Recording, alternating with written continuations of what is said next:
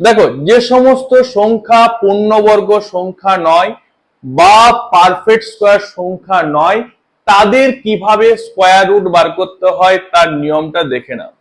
এখানে কি দেওয়া আছে? Under root of 200। এই 200 কার পারফেক্ট স্কোয়ারের কাছাকাছি? 14 এর যদি স্কোয়ার করি কত হবে বলো? 196।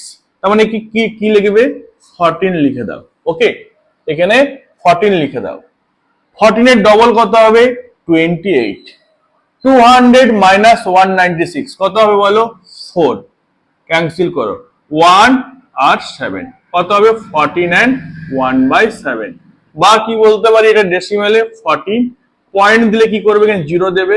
1 4 7 28, 14.14। ওকে, সিমিলার 290। 290 কোন পারফেক্ট স্কোয়ার সংখ্যার কাছাকাছি? না 17। 17 এর স্কোয়ার দাও কত হবে?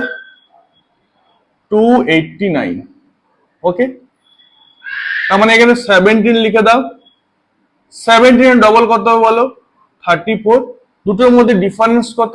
1। উপরে লিখে দাও, ব্যাস কমপ্লিট। এবারে ডেসিমেলে নিজেরা প্রকাশ করো, কত হবে বলো? 17.0 দাও, তাতেও হচ্ছে না, আরেকটা 0 দাও, তবে এখানে একটা 0 বসবে। 2, 17.02।